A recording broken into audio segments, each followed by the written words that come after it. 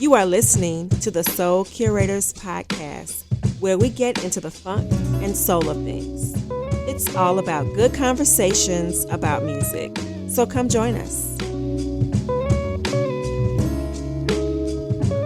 Reporting live, fresh off of the In Durham Block Party. It's the Soul Curators. We are back together on the platform.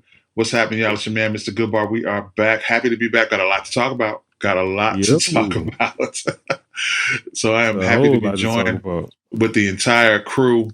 The lady is here. Her name is Christina Curates. What's good, ma'am? Hey, y'all. What's going on? Okay, bang. Okay, I see you.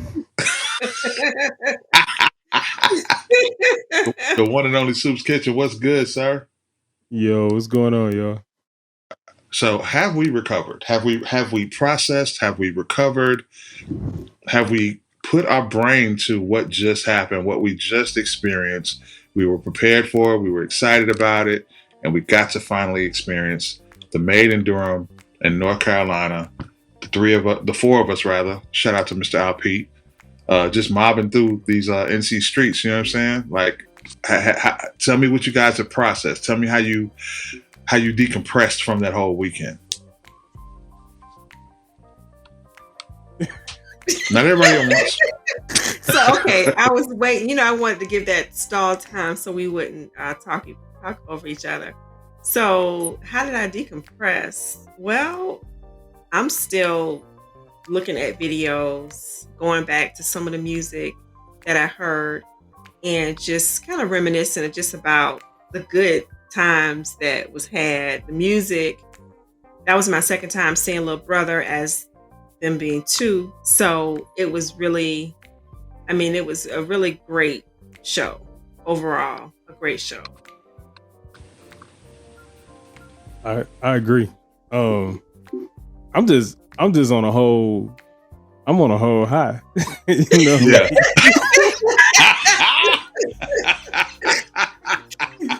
So, well, but look, though, like meeting y'all was like my highlight. Like meeting y'all, just like being able to just experience y'all, and this experience of us all together, and then just experiencing the first time seeing Little Brother live on stage. Like I never seen, so like I'm processing it a little bit different because y'all seen them before. I never seen this, and I'm just sitting there just like I never seen them, and I was like 2 feet away from him while he was on stage. So it's like I went from never seeing Little Brother to like standing like pretty much right next to him while he was on stage, and then it's like going, and then after leaving going from that, then going to Waffle House with the four, like the four of us going to Waffle House after we just saw the most incredible thing that we've probably ever seen in a long time. And it was just, like I'm still on a high from that. Like this is just so fun, I can't explain it. Words just can't explain it. I felt wild corny the other day because I was on Twitter and I was reposting pictures and videos like a week later, like this was us last weekend. You know what I'm saying? I think it was Saturday I was doing that. And I felt very corny doing it, but I didn't. But the thing about I'm not ashamed of it because, like you said, I still haven't really come down from it.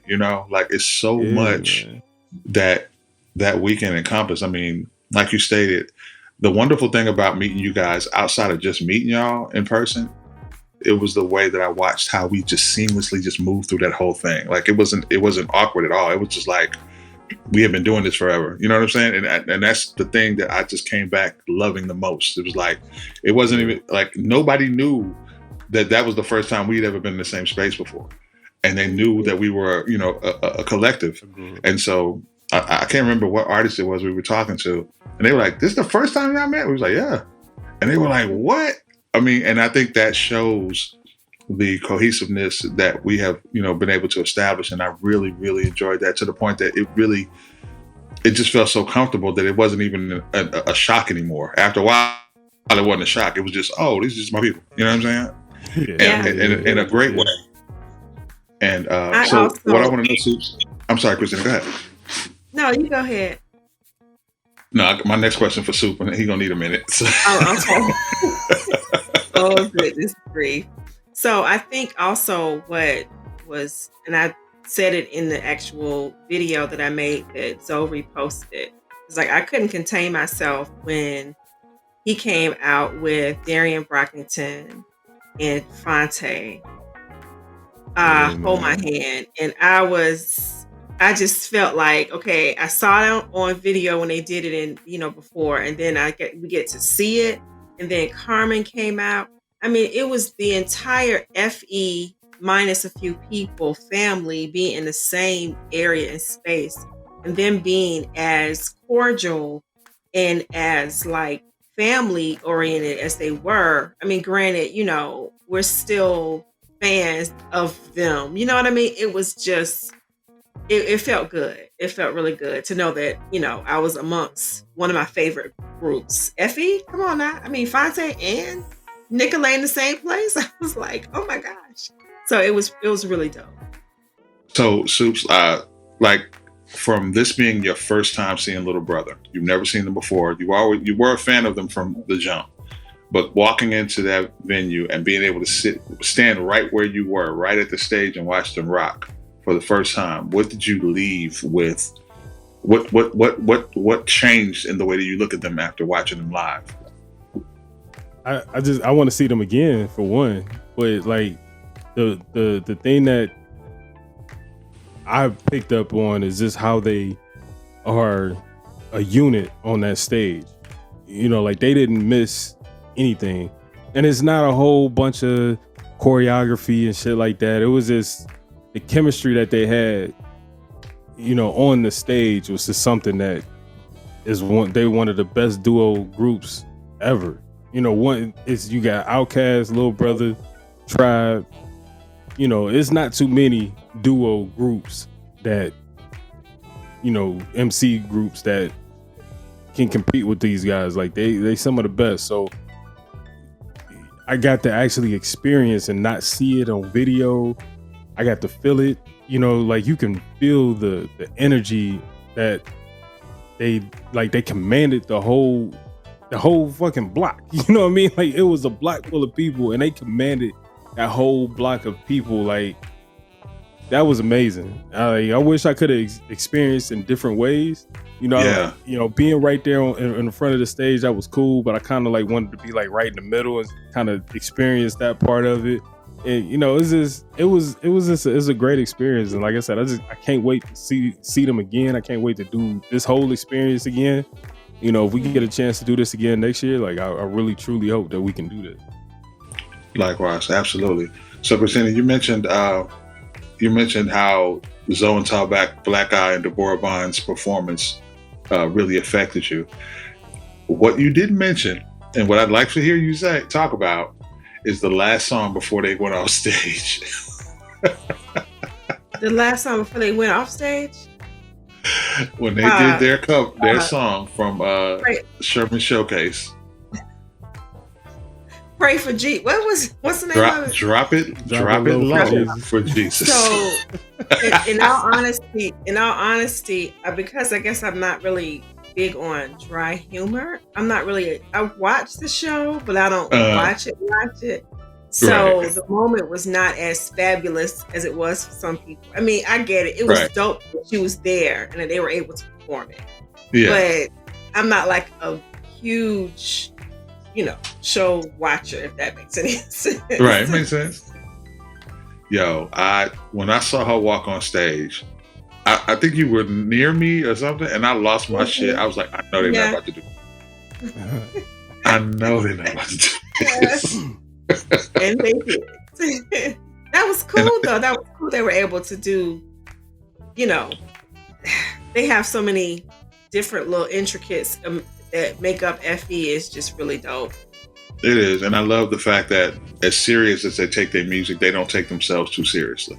You know what I'm saying? Oh, yeah. And it's evident in how they not only perform, but how they move through the crowd and how they talk to people and how they connect and all of that. Mm-hmm. They're not on some weird shit. And I respect that a lot, and I really appreciate that. So I dedicated the last episode of The Remedy to them. I played everything every last one of the artists. I played all of them, and just to show them love for showing us love, and for being so gracious, not only to us but to everybody who who pulled up. And the cool thing was, it was weird because this is the first time we met, right? But then when we get to the festival, there's a bunch of people that I am connected with on social media that I have never met, that I got a chance to meet for the first time. And these are people I've known, quote unquote, known online probably 20 years. And they just running up on me, you know what I'm saying? And I know you guys have experienced some of the same. And I thought that was just the whole thing. It was just so much. It was so much. My senses was going crazy because it was like, it was everything at one time. Right. I guess that was my first time, because I've been to about 3 or 4 foreign exchange shows, met everybody except Fonte. So that was my first time actually meeting him, and it was like I was meeting a brother. I mean, it was, the embrace was felt home, and he was talking shit about my knee. It was cool. It was real cool. Yeah, we got the. I got it. Oh, my fault. I was gonna say I was a little upset with myself that I didn't get a picture too, but I got to witness that whole exchange with you and Fonte, and I got to take the picture. So like I'm there, but it was like I don't have no pictures. Like I'll get one later. Like I had that thought process. And got one. So. The one regret I had is that I met the Cool Kids. I've been dying to meet. I love the Cool Kids. I'm a huge fan of them, and I got to meet them right before Little Brother went on. I think. Yeah, right before Little Brother went on. And I was so amped to get to make sure I was able to see Little Brother that when I saw them, it didn't dawn on me like, yo, I need to get this picture with them real quick. And I just spoke to him. We talked for a second, and then I dipped, and I was like, damn, I should have got that picture. But other than that, I have no regrets. It was just a wonderful weekend. It was amazing hanging out with you guys. Meeting finally. It felt so comfortable, so natural. It didn't feel awkward at all. It was just, oh, okay, it's us. All right. Now let's go attack this thing. You know what I'm saying? And it was... It gave me a lot of encouragement for us going forward as far as doing things festival related, either, in attendance or perhaps, I'm going to speak this into existence, like Soup says so often, us getting on stage and being part of the festival as a podcast. So, from our mouths to God's ears, hopefully that'll be something we get a chance to do. So hopefully if they do Durham next year, if they do Made in Durham next year, we can make our way. Like that'll be us. I'm flooding certain people's text messages like, yo, you need to open it, right? We gotta make this happen, man. We gotta make that happen. Yeah. Give me an hour, give me 45 minutes, give me and my crew time. Let's do it. Like, what we doing? Like, I'm definitely gonna do that. That was on my brain when we walked off. So for sure. And I wouldn't mind us like going to other festivals or even concerts or shows that are kind of like, it's hard to do just like one show because we're not all in the same place, but like another festival, just to experience it would be cool. And there are some different things that have spaces for podcasts that we can definitely look into that we talked about at our Waffle House experience. Yo. No. We got some good ass waffles. We got to talk good ass waffles. Shout out, I don't know what street that was on. Shout out to that Waffle House we went to. And shout out to Shorty who took our order. I was giving her a very hard time. But it's with love. You was cool. She had worse experiences. Absolutely. Yeah. And shout out to our light skinned cousin who came through. It was like, yo, I wish I could buy a Blackness t-shirt. He said he wish he could buy the Blackness. He was gonna buy the Blackness tee from Little Brother. Like, he can't go back. He can't go back to the white neighborhood with a Blackness. That'll be hard. That'll be so hard. Yeah, that's not gonna work. I'm not a fan of inviting nobody to picnic, that whole thing, but you walk around as a white dude in a Blackness t-shirt, I might have to rethink this. Like, I'm gonna have to give it some grace. We're gonna have to check your credentials to see if you can wear it at first. This is true. This is very true. You gotta get the Carfax on you. Yeah. But that was an amazing weekend. I'm looking forward to many more experiences like that with you guys, and it was great meeting you all. Great hanging out and enjoying music and all of that stuff. And one last thing, Yes, sir. One of the biggest things that I think we should have learned throughout this. Next time we got to get media passes. We ain't got to pay for no tickets. Amen. Amen. Amen. We got to get these media passes, man. Because there were definitely perks for being in VIP. However, absolutely, you would have got them same perks with a media pass. Absolutely. Shout out to Al Pete, yo. Y'all snuck me in the VIP, and I got right to work. Yeah, it's cool and all that. Let me get to work because we got some. Yeah, we're trying to snap content together. You know what I'm saying? So, yeah, that was really dope. I agree. We definitely got to get media passes for sure. Oh yeah, because I know we have. And thank you to Al Pete for taking the pictures and stuff in the video that he posted. It was pretty cool. That was really cool. That video was dope as hell. Yes, it really was. It was very, very dope. And I think he was one of the first to really kind of put up a video compilation of the event, because he had it like he had it already Sunday. Mm-hmm. He had it Saturday night. Right. Before we put our head on the pillow, he had it done. Right, and then he wrote a real dope op-ed about it too, and it got reposted by Fonte. So yeah, shout out to Mr. Al Pete. Shout out to the MPN Network. Word up. Was I a decent Uber for you guys? Yo, listen. Yeah. Shout out to Soups. Soups was on Uber duty, and made sure we got everywhere safe and comfortable. That ride was hard. Like hard, bro. Like I came home talking to my wife, like, yo, this truck that Soups had. All right, I gotta look this up, bro. I love that thing, man. I gotta get one. That's our goal. Our goal is to be on stage for a festival. Yeah. And get the Jeep Wagoneer to sponsor us. That joint was hard, son. That joint was hard. Shout out to you, bro. But so let's talk about this. Huh? Yeah, speaking of Effie, I was gonna say let's talk about start out with the new song from Cy Smith, produced by Zoe and Tall Black Guy. And I didn't realize, because they were on live last night, and I didn't realize that Fonte is the executive producer of her album. I guess it makes sense with Effie. So what do you guys think about? He did Be My Fiasco, right? Yes. Mm-hmm. Right. What do you guys think about Slide? I like Slide a lot. I love that it didn't sound like everything that they had done before, and that it was a different branch of their musicality. I did appreciate that. I went into it expecting something else and got something different, and then I was like, oh, I hear the musicality in it, and I see what they were trying to do.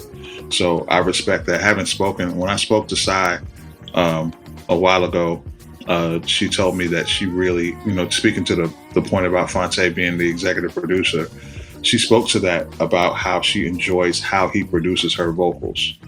And she mentioned that was something that she's going to make sure that she continues to try to have as part of her production when she's doing work with, on the R&B side, because, Cy does everything pretty much.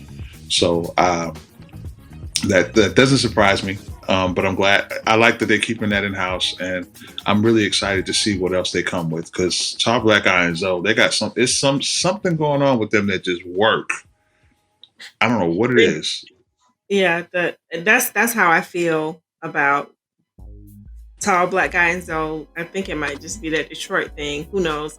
And then Fonte and Zoe, and then when you add Eric Roberson in that, Zoe is, I guess, the middle person here. He does well with the people that he chooses to do music with. So yes, there's something special with them too, and I'm really excited of the path that they're going on and the music that they're sharing with us. Definitely. My thoughts on it. I'm not saying I don't like it. I'm not doing that. I'm just more of this is not my vibe right now. But the thing with Cy Smith and the foreign exchange is, if it's not fitting me right now, I know eventually down the line it's gonna fit me, because they make timeless music. And this is a musical joint. It's just not my mood right now. So like I really couldn't really get into it. Like, this is not I'm not in a bouncy type of mood. I'm not in a like dancey type of mood. So it didn't really like vibe with me a lot, but I can hear the song is a great song. Like I know it's good. The music part of it is perfect. And like I said, right now it's not fitting me, but I just know like later on down the line I'll come back to this and it's gonna be like, okay, now it's fitting. But that's the pleasure of being fans of artists who make timeless music, because you can go back to it at any time. It may not work with you like when they drop it, but later on down the line it's gonna work for you. So that's my take on it. It may be where you need to hear it amongst the entire album and it might flow for you know. Right. So I feel the exact same way, because I felt the way you described Soup when I heard Asking for a Friend the first time. I was like, yeah. But now I love it, you know. But I know where, like you said, Christina, it fits in a certain pocket. You got to be in that space, and it's perfect. You know what I'm saying? So, I appreciate them. I appreciate them stretching their artistry. You know what I'm saying? I appreciate it because we know they can do the run of the mill R&B or neo soul stuff. They can do that all day. That's something they can do in their sleep. If they want to try something else, I'm to the point where I'm happy with, you know, being with the artists and watching them grow and try different stuff. Some stuff may land, some stuff may not, but we can't, you know, I appreciate them changing their formula up just to give it another shot to try something different. And doing it, you know, Zoe Tall Black Eye doing it with Sai, who can do everything.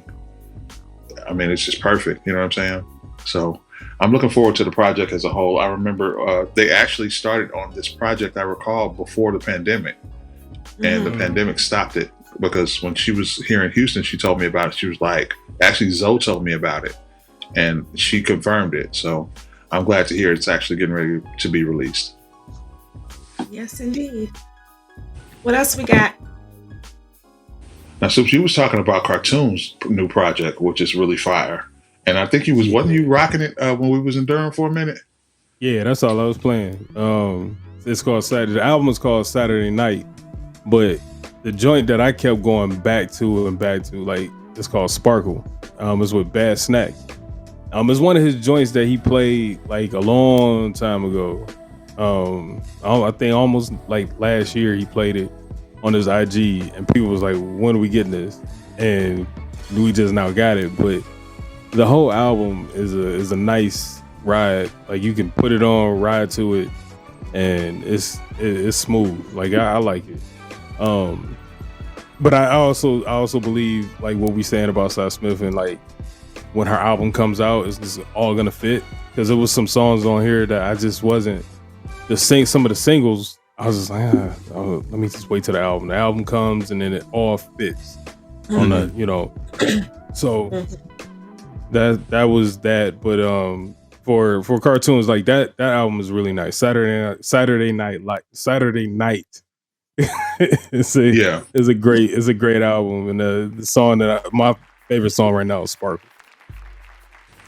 Yeah, I might have to get on a road trip with that, or get outside, watch the truck, and have that rocking outside. You know what I'm saying? It feels like an outside project. You got to be outside to really kind of get the energy popping for what he's doing. So shout out to Cartoons. I appreciated you sharing that. And sidebar real quick, we didn't talk about this artist in the pre-show, but you've been telling me about Brittany for the longest.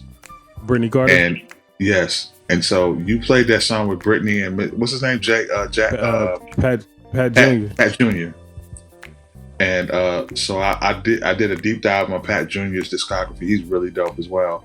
But then I went on to Brittany's discography, and I've been like, oh yeah, she mad dope. Pay attention, because she about to drop some shit that's about to blow your minds. Like, really pay attention to Brittany Carter. But speaking of Pat Jr. was down there in Durham. I walked past Buddy, and I knew it was him. I was like, man, I know this cat. I know that looked like Pat Jr. because he got a gold beard and he got golds in his mouth. And I was like, man, I know that's him. And I just walked up and said something, and I didn't. I just nodded. I gave him the nod. He gave me the nod back, and I kept walking. But I wanted to tell him, like, I actually liked his album. His album called Grill Talk Mixtape. Volume 1, but he makes really dope music, but I missed my opportunity to tell him. So if he sees this, your album is extremely dope. And like I said, I was playing it in the car, and the Brittany Carter joint came on, and Look at Mr. Goodbar is now listening to Pat Jr. and Brittany Carter. Oh, bro, man, I had to stop for a while because I have other, I have an R&B show that I got to get ready for. So I have to listen to R&B music to get ready for it. And I was low key kind of like, man, maybe I could just skip this week because I really it put me in a different mood. You know what I mean? Yeah, so, man. and then, shout out, why am I forgetting Shorty's name? The DJ, not, DJ, Hourglass. Hourglass. Huge shout out to Hourglass. She played one of my favorite hip hop songs I have not heard in probably about 5 years. G Yamazuka, North Cat. She played it in her set, and I lost my shit, and everybody was just looking at me like I was crazy. And so I went back and revisited his album again. So shout out to her for bringing that memory back to me. It was a really dope musical weekend, and I got reminded of a lot. Yeah. So go back to cartoons. Where is he from? Y'all know? I have not. I have no clue. I know he's a older white guy with a bass. Yeah. I didn't know he was white until probably about a year ago. Man, yeah. You look at him and you see him on the street and you wouldn't think. Mm-hmm. He make good shit. Yeah, it's some good stuff. I want to say he's from the UK, but I'm not sure. But I can feel it because I'm looking at some of the artists that he's worked with. Reuben James. Well, he's worked with Mac Ayres, so Mac Ayres is actually from the States. But I was just wondering if y'all knew where he was from. My favorite song. I'm looking it up. My favorite song on the album was "Grace" by Ray Khalil. I like that one. I didn't know Mac Ayres was white for a while. until I was just rocking it like, who is this dude? Then when I saw him, I was like, wow, I don't care. He's dope. Right. Yep. Yeah. Who else? Who else are we checking for? Who else is coming out? What? We're gonna reach out to Mac Ayres. We're gonna get Mac Ayres on the show. I'm gonna do that. We're gonna get Mac Ayres. We're gonna do it. I'm gonna reach out to him. Huh? I said the new John B. Yeah, we got to do it. Yeah, we're gonna get him. We got to talk to him. And it is not true. Well, speaking of Blue Eye Soul, we got to talk about our girl, our hearts, one and only Amber Navran of Moonchild. She's dropping her album. I think it's coming out soon. Is it this week? No, November 15th. She's dropping Knock on the Orange Door. She dropped 2 singles for us. She always teasing us, man. Just come on, stop playing with us. You want to give us a whole joint. But did she drop 2 singles or 1? Because the other one isn't. When I see that one, it's she dropped Find Your Lane and Away from the Noise. Mm-hmm. Because they're both on Bandcamp as they're both okay. If you pre-order her album, they're both on Bandcamp. They're both on there. Okay, I see it. Mm-hmm. And then she's doing the Blue Note with Robert Glasper in New York. That's our next thing. Yeah, that's our next thing. The Blue Note. Napa. In New York? Either Napa or New York. I want to say Napa, but that thing is expensive. Yes, it is. But that would be hard. That's when we use our new trick, Media Pass. It is. Yeah, that's true. You just got to get out there in the desert. Okay, so we gotta have some real talk about. We gotta have some real talk about Amber. So has everyone has seen Moonchild live, right? I know Christina, you have. No. Suits, you haven't? No. Okay, so Christina already know where I'm about to go. You already know I'm about to go. So the last time I saw her before she came with Moonchild again, I saw her doing a set with Chris Dave in Houston, and her mic was right. They had her mic right. I had 0 complaints. I'm concerned about her live performances going forward. Because I don't know if it's the sound man. I'm going to blame it on the sound man. I think her sound engineer has not cued her mic to the timbre of her voice because her voice is very light. And I don't think that it projects as strong as some other singers. So I don't know if they have the right sound engineer sometimes in Houston. I'm just going to speak for Houston I don't think they have. I think they just have people turning the mics on, not even trying to. You know what I'm saying? I'm like, what are y'all doing in sound check when y'all have her here? That y'all not getting her mic right. You know what I'm saying? And I know, Christina, you had mentioned something that you experienced when you saw her, right? Well, yeah. So I saw her in Atlanta. It was at the Buckhead Theater, and she sounded really good this time. In terms of, that was my first time seeing her, and what I've seen before were videos. But I think that, like you said, the sound people really have to make sure they tune it to where you can hear her, because a lot of times when she sings live, you can't hear her, and it's like, okay, what's she saying? You can't hear her. And then, I think sometimes I'm not gonna say mask it, but she'll play her instruments to take away from her voice. She is definitely a studio singer. But this time that I saw her in Atlanta, the mic was on. Now, videos that I've seen, I'm like, whoa, wait a minute. Yeah. But this last time, like I said, last year, was it last year? Yeah. It was just, she sounds like one of Soup's buddy there, but we're not gonna talk about it. It's not an episode of We Don't Go There. Yeah. You just have to be in a very close niche, kind of small setting for some people because of their voices, along with King. Really? Well, okay. So Anita, who is no longer with them, in my opinion, had the stronger voice.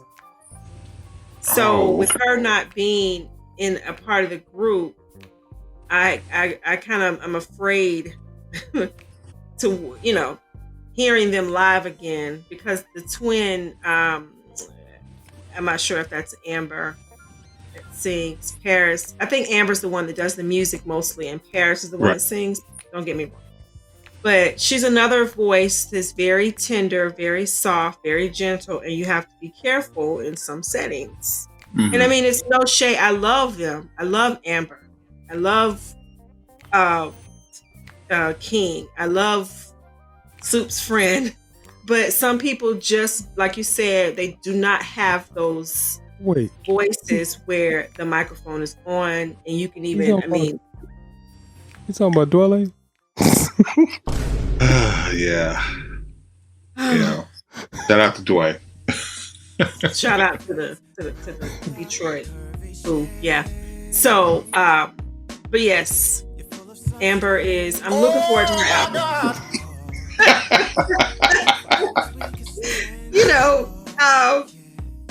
Goodbar was on his Soups for a little bit, because I was like, oh goodness, where we going? That's okay.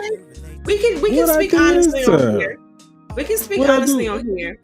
Yeah, that's our safe space. Yeah, you didn't. I mean, it's a safe space, but when you get a chance to just go online and search some of Moonchild's live performances and just see what you. I don't want to ruin the experience. I wait to see it live.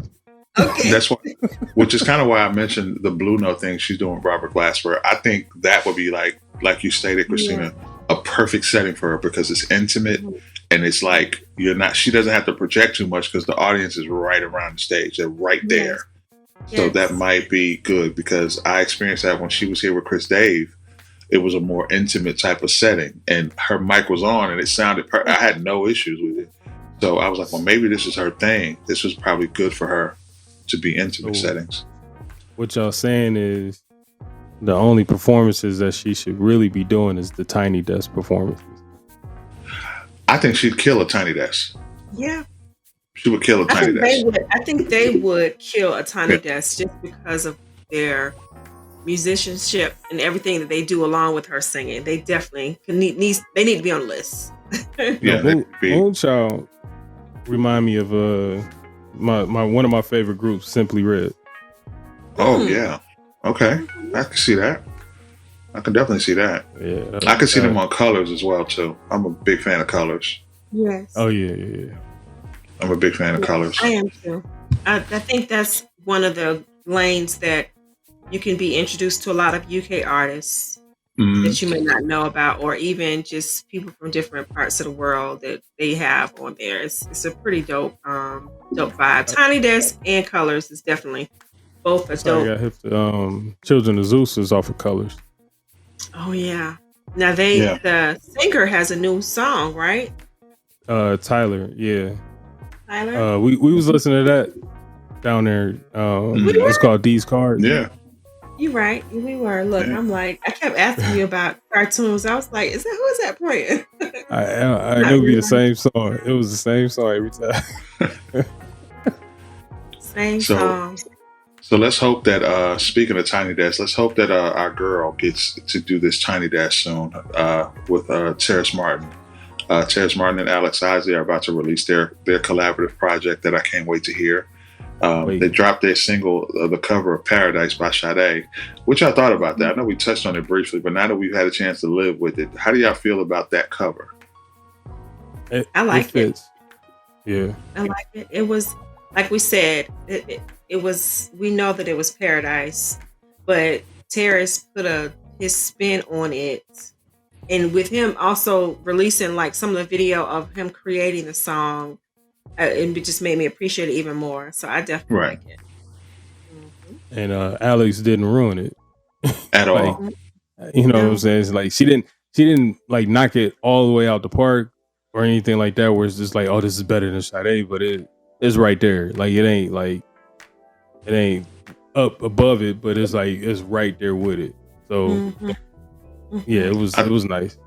Like you said, to your point, Soup, I think what I appreciate, and I didn't really realize until you said it, that she exhibited control on that song, because she could have just sang it, but she cruised on it just like Sade would cruise on it. You know what I'm saying? And didn't take it out of its range of how chill that song is. So it still stayed chill, and I can appreciate that. So I'm looking forward to this project. I can't wait to. I'm a huge fan. We're all huge fans of both of those guys, so I can't wait to see what they come with. I got some wishes for who I hope they have some collaborations. I'm not gonna spill it because some of them are lofty and some of them are messy. So let me just kind of keep my mouth shut. Who are you talking about? You talking about Terrace and Alex?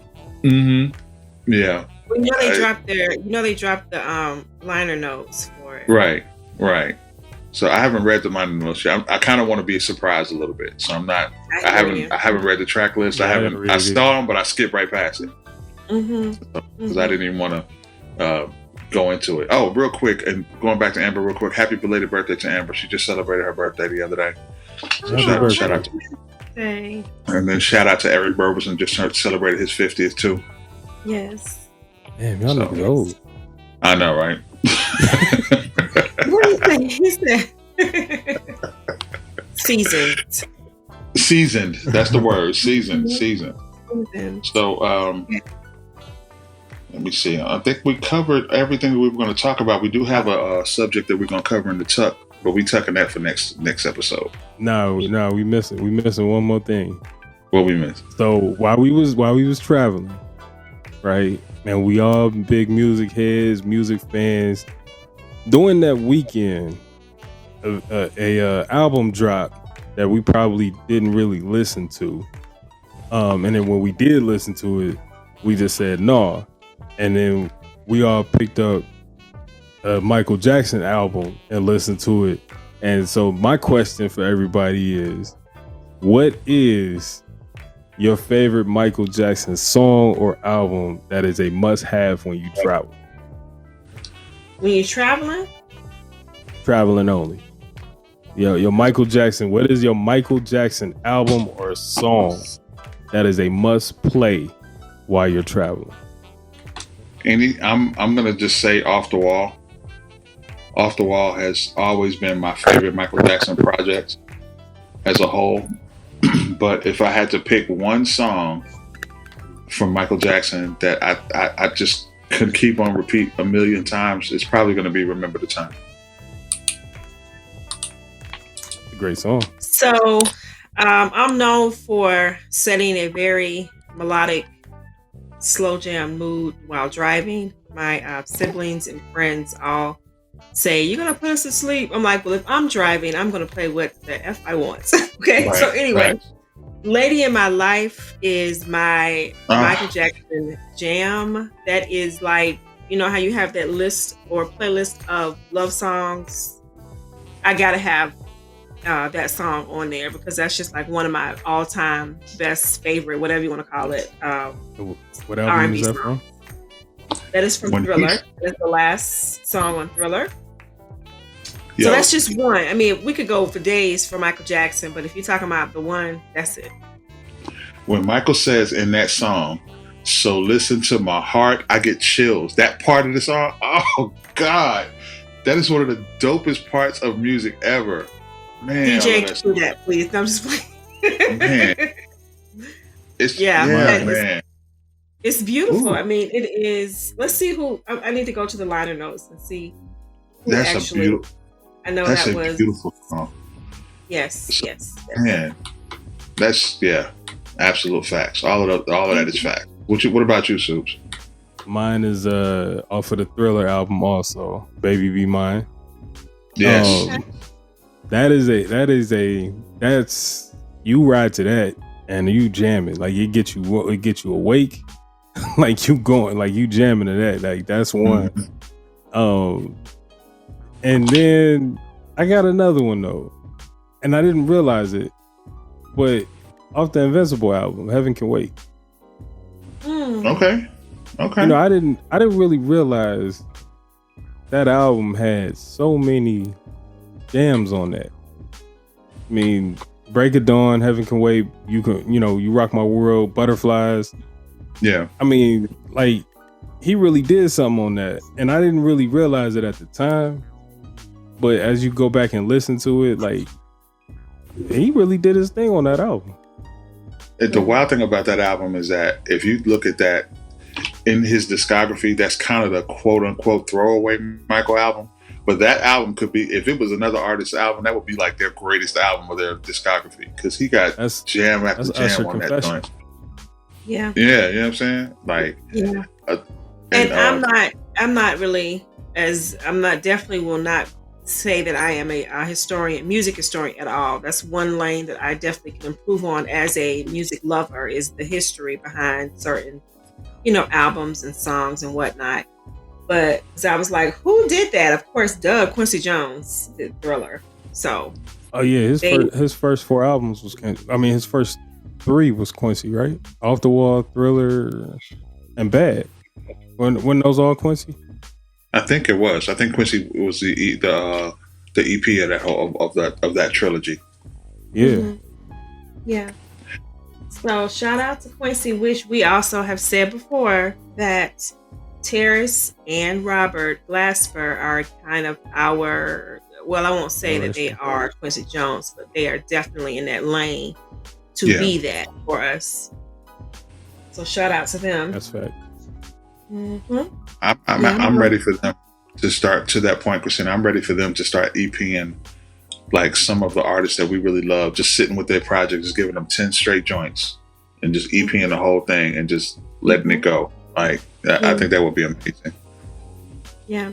And I'm glad because, we also were supposed to get an album from Ninth Wonder and Alex. So I'm glad that, we're getting something because people, a side note, on Twitter, Alex was talking about something on Twitter. And then of course somebody abruptly was like, okay, so but when we going to get new music? And I mean, sometimes I think it's just like a little disrespectful. I understand there are times when I say to myself, we say to each other, we really wish we could hear from whoever we haven't heard from in a while. But when some artists get like harassed to a point, like they're doing that with Rhapsody now. It's like, okay, so you doing it, like she posted some pictures and it's like, so it's an album coming out.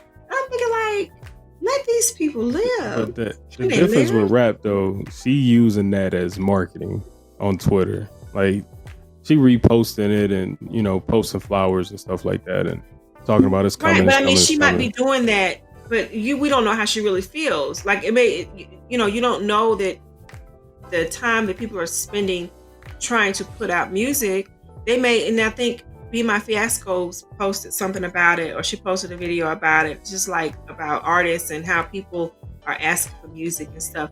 We don't know how these artists are and what space they're in to produce whatever it is we want them to produce, right? Because they may take something. I mean, they may make something and then it's like, oh, we don't like it. We don't like the song, So it's like, I can only imagine the pressure that you have, but it's just people just harass artists like, so we're gonna get new music, and it's like, where have you been following her? She does have a lot of features, and then it's like, give us some time. So we gonna clear this up for the people. Christina's not talking about me. I don't harass people.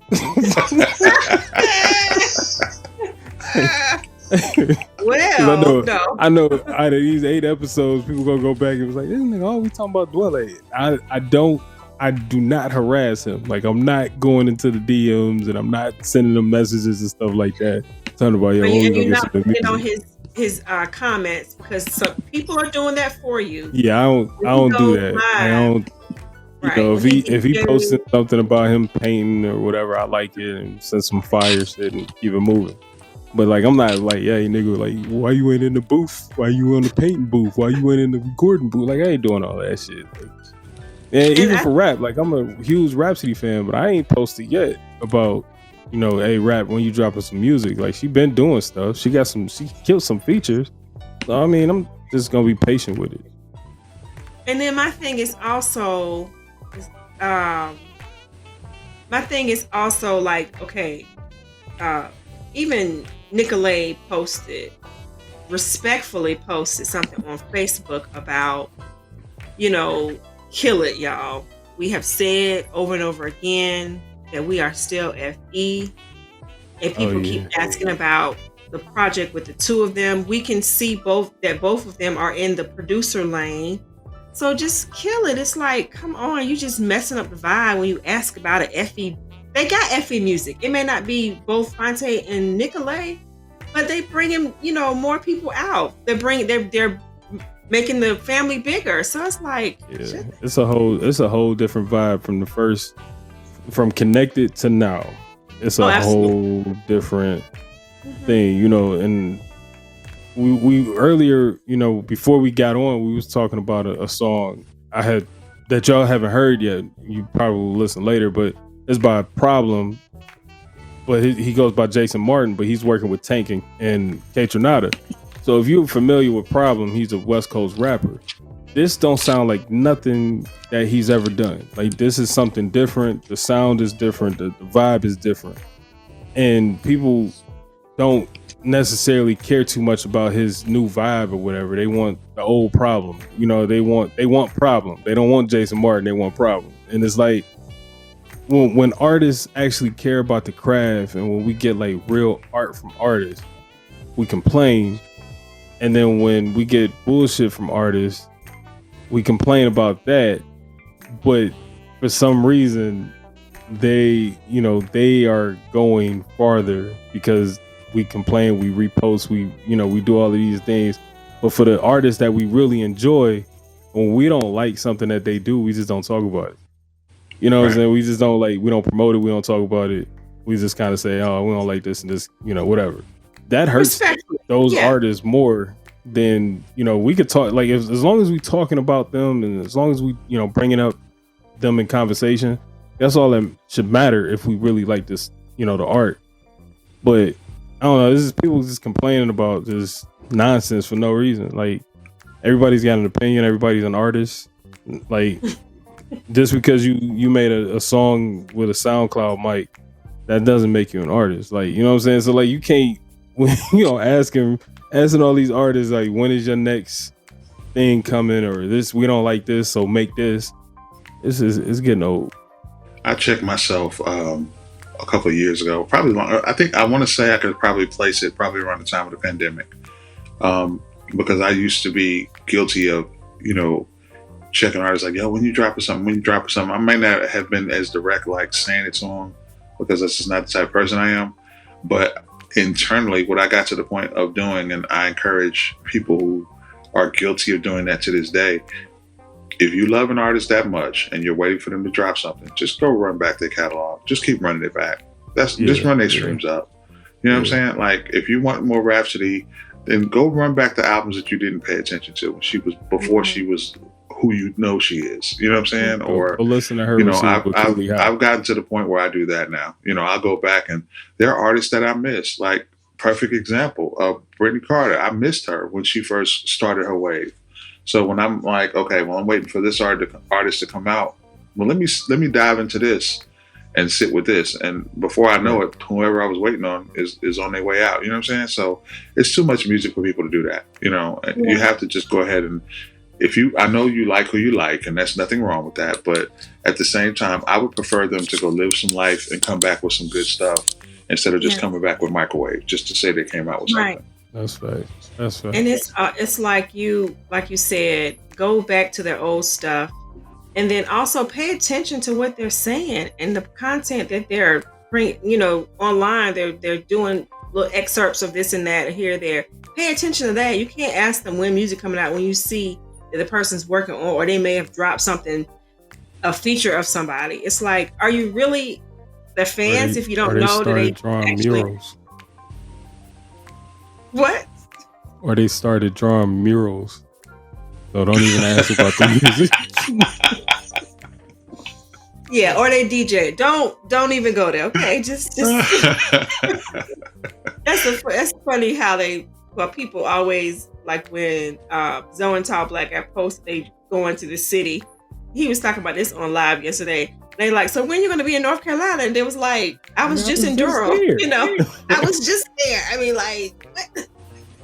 And that's what kills me too, Christina, to that point. Like, how you fans of people and you don't know, like, for instance, I can't tell y'all how many people, I know y'all had this happen to y'all too, how many people was in my inbox like, when did this happen? Where was Little Brother at? Like, okay, so if you a fan of Little Brother, they've been talking about this thing since 60 days.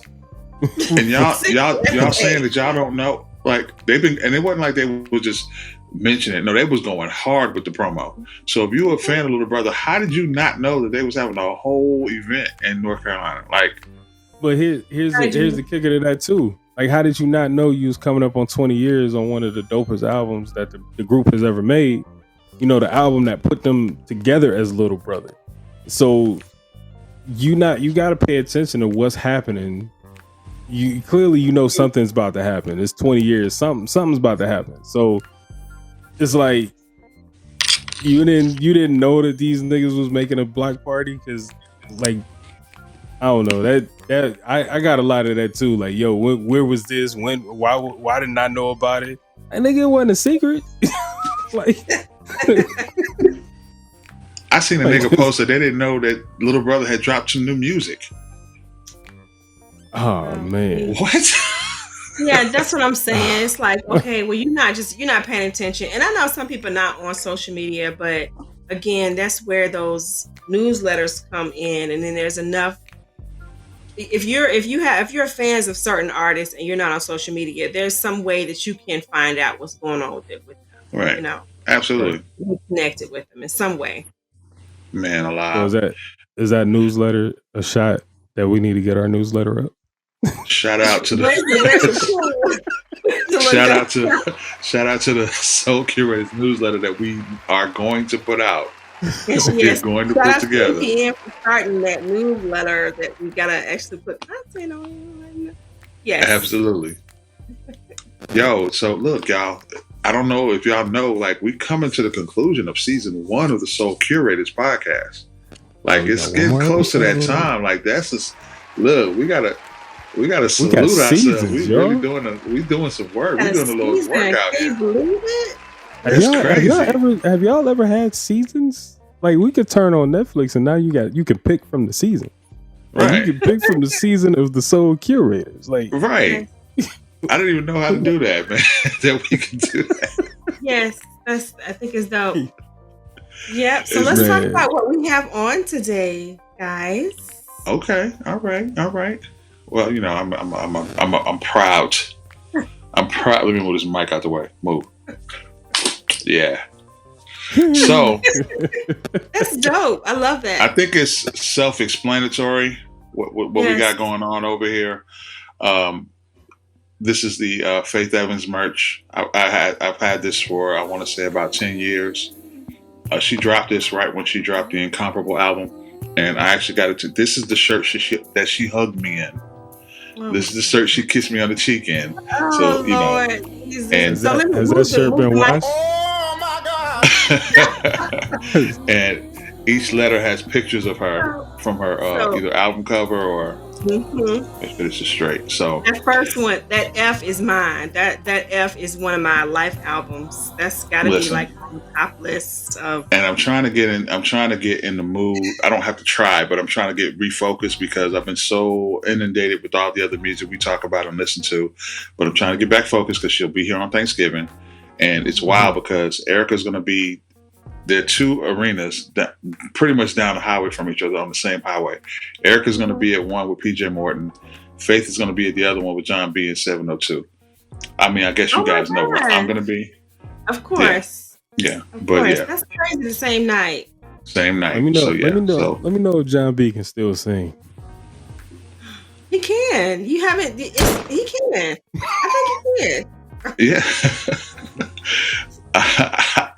Faith could have came with Jacquees. I'm still going. Oh man, that is a terrible price to pay. So that's a conversation that I've had with my. I know we're closing out. That's a conversation I've had with one of my good friends that is a Faith fan as well. That I think her first and second album is where I kind of stopped focusing on Faith. I'm not saying that she's not a great singer and that she has good albums, but those are definitely some things that some of those last albums I need to revisit again just to get a taste for them because I stopped listening after the second one. I think the third one, while the third one has one of her more iconic hits on it, I think I like, as far as her later catalog is concerned, the Faithfully album and the Incomparable album, I think, they're better than people. I think when people go back to visit it, if they missed it, they'll be surprised at how good those are. So and the third one had what song on it? Huh? The third one had You Get No Love? No? Love Like This, I think. Oh, okay, yes. The third one had Love Like This. But Incomparable and Faithfully have a lot of great album cuts. And it's kind of nostalgic to how we used to listen to 90s R&B, where the album cuts were the joints. We like the singles, but the album cuts were the joints. Right. So, but yeah, that's what we're rocking. I love you, Faith. Okay. So I have on my It's Always Time for the Percolator. I don't want to go too far down. I mean, go too far down and, you know.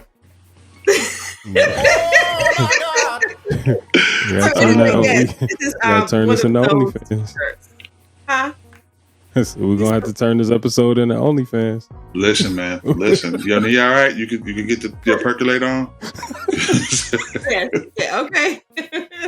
Yeah, so this is the new, I think this is the newer, because he had one before and then he dropped this one. So this is his shirt. Oh, it's my turn. It just reminded me of everybody percolating at Made in Durham. Yes. No, we gotta stop saying Made in Durham. It was Nigga Essence. Nigga Essence, yes, that Nigga Essence. The Nigga Science. wasn't made in Durham. It was Nigga Science, Nigga Essence. All right, so listen. What I'm rocking today is a very special T-shirt with a very special message called "Listen to the Remedy" from Mr. Goodbar. This is part of the care package that we got when we was down there with the whole meetup. I didn't even tell you, like, today is the first day I put this on. Like, this is a perfect shirt. Like, it's comfortable. The neckline is nice. It's not too tight. It's not too far out. And the texture of it is just like, feel like velvet. Like, you look good in it, sir. You look really good in it. Both of you look good in it. Christina put a picture of herself in it as well. Y'all look amazing in it. And I actually was thinking, when we were pressing them, I was like, okay, I gotta get a color scheme. I was gonna give everybody different color schemes. I was gonna get a FAMU color scheme for you, Christina. I'm still gonna do it. And Soups, I was thinking about doing a color scheme for you, but then I was like, I know Snoop's shoe game is really nice. So I know the black and white to go with like mad shoes.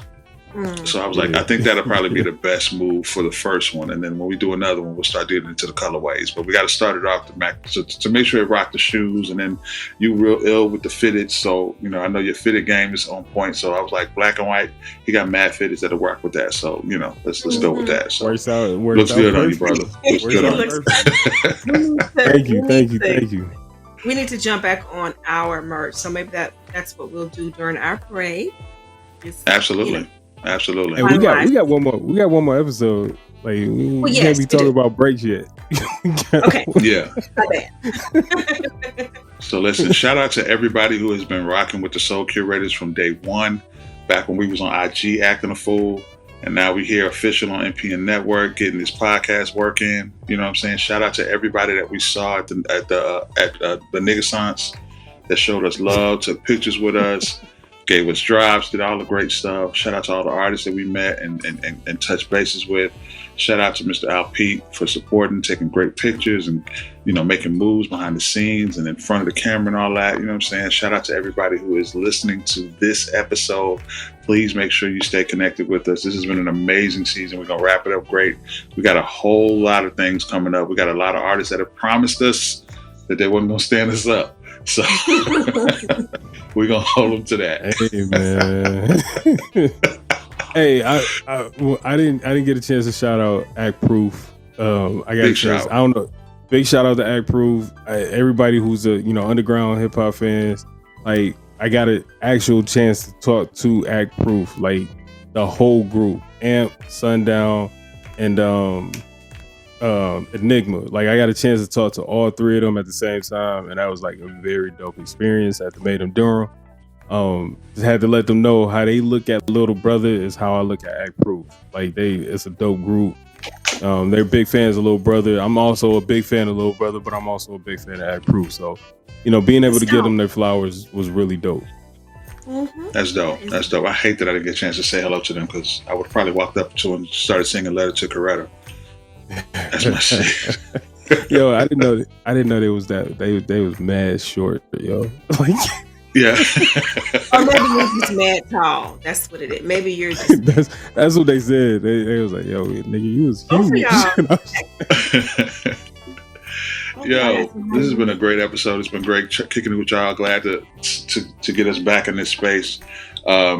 So we're gonna wrap this one up. It's been really dope. We got a lot of music that we got to get to. Shout out to all of the platforms that are represented here: the Christina Curate Show, Soup's Kitchen, The Remedy, the MPN Network. Shout out to everybody who's listening. Please make sure you stay connected to all of us and all of our individual and collective platforms. We're going to be doing some more work together outside of the Soul Curators as well. Mr. Al Pete's already about to put me to work. Christina already put me to work. Stoops, I know it's coming. But it's a labor of love. I wouldn't have it any other way. I enjoy doing this with you guys and blazing this trail of curating of music and all of the other great stuff we do. And I love the fact that we didn't talk about no mess today. It's a lot of dumbass mess. Oh no, yeah, you're right. We didn't talk about no foolishness. We talked about no foolishness. Yeah. we talking about that. What? I'm just gonna say I'm gonna get off here and I'm gonna play brand new funk. Yep. Oh, okay. I'm gonna go play All Eyes on Me. My name is Mr. Goodbar. I'm the host of The Remedy in Houston, Texas. And I am Christina Curate. By where am I? Atlanta, by way of Jacksonville, Florida. Duval. I am Soup's Kitchen by way of Cleveland. Only Cleveland. I ain't been nowhere else. We are the Soul Curators, man. Y'all, peace and love. Peace out. Thank you for tuning in to the Soul Curators podcast, powered by the MPN Network. You can check us out on all streaming platforms where podcasts are available.